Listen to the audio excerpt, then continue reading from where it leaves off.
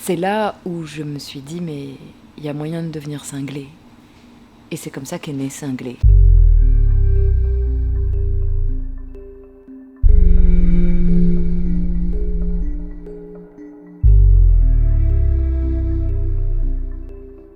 Attends, je réfléchis. On sait où elle habite. J'ai l'impression que c'est une femme quelconque qui est extraordinaire. C'est pas moi, mais je voudrais bien être Martha un peu. Ah, Martha Mendes, c'est une petite Portugaise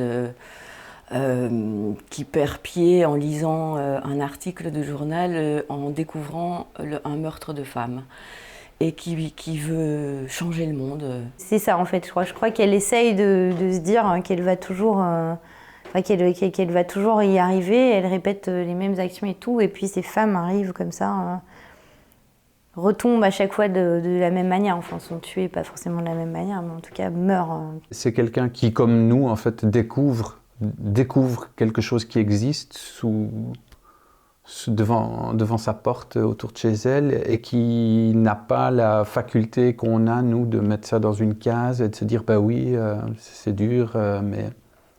Elle, c'est quelque chose qui va prendre possession d'elle et qui va la détruire, quoi. C'est l'histoire d'une femme qui perd des moyens psychiques et physiques parce qu'elle ne fait que se confronter au silence d'un monde qui refuse de voir. Est-ce que la présomption d'innocence désigne les victimes comme de présumées menteuses jusqu'à preuve du contraire? J'hésite à porter plainte contre l'État belge auprès de la Commission européenne, mais je suis attachée à notre pays et cette démarche m'est impossible.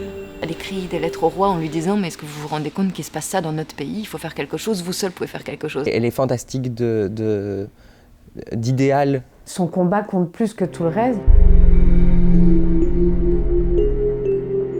En Belgique, une fois par semaine, une femme meurt sous les coups de son mari ou de son compagnon. En France, c'est tous les 3 jours. Aux États-Unis, c'est une fois toutes les 3 heures. Les femmes meurent parce qu'elles sont des femmes. Cinglé, ça fait longtemps que je me dis je voudrais aborder la question des violences faites aux femmes parce que c'est une question qui est tellement plongée dans le silence depuis tellement de siècles et c'est tellement difficile d'en parler. Et donc ça fait longtemps que j'ai le désir de parler de ça et ça fait aussi longtemps que je ne sais pas comment parler de ça. On s'est rencontrés en parlant des femmes. De sa mère, de sa sœur, de ma mère, de ma grand-mère, des femmes autour de nous. On s'est rencontrés comme ça. Moi, ça me touche à chaque fois parce que ça me rappelle aussi que travailler dans la musique pour le théâtre, c'est aussi une manière pour moi de m'engager dans un discours.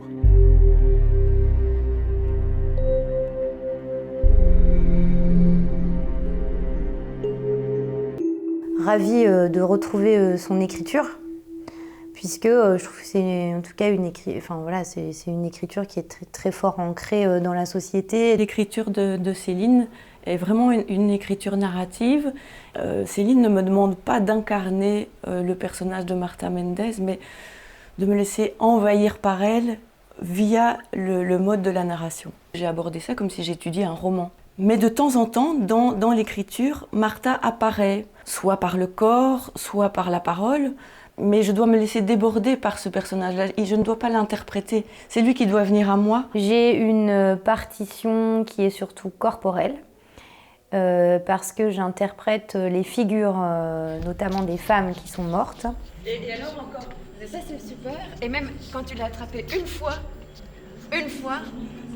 c'est pas et t'as oublié quelque chose. Si, peut-être que le geste c'est et t'as juste oublié quelque chose. Et toi, c'est dans ton corps qu'on doit sentir que ce qui va arriver. J'essaie toujours de me détacher le plus possible du réalisme et de la psychologie en fait du truc. Par contre, c'est plus construire dans le rapport avec l'autre, des dynamiques, des rythmiques.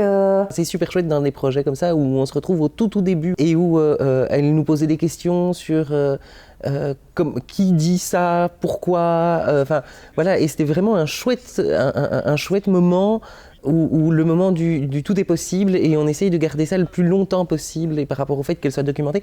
Je trouve que c'est pas tant sa documentation, c'est le fait qu'elle soit habitée par son sujet. Mais par contre, dès qu'il rentre, et pour nous, quand entrée égale ici, d'accord, tu l'entends. Tu te retournes.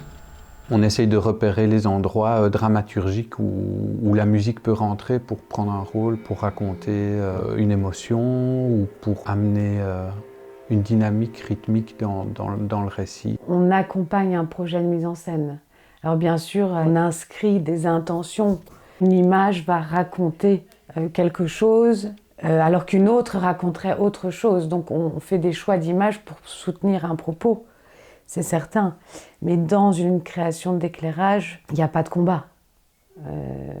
Au contraire, c'est juste l'écrin qui enveloppe le beau bijou. Ça va être beaucoup en fonction de la mise en scène qu'on va décider de comment on va traiter ce son-là. Est-ce que c'est des choses qui sont tout loin dans le fond par moment? Est-ce que c'est des choses qui sont très fort devant?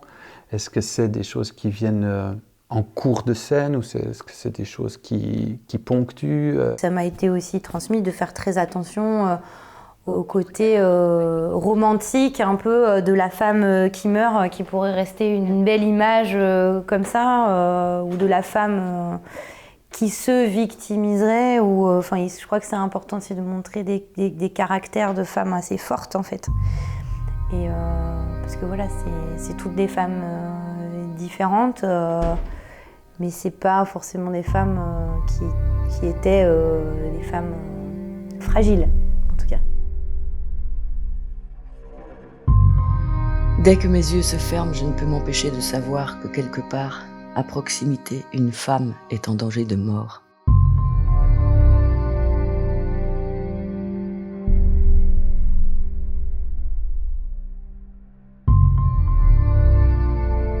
Je peux tout voir et tout entendre dans l'obscurité silencieuse de la nuit. Les meubles qu'on renverse, les cris, les claques qui résonnent, la peur terrassante, les injures, les coups, la guerre dans le corps et les enfants qui pleurent derrière les portes.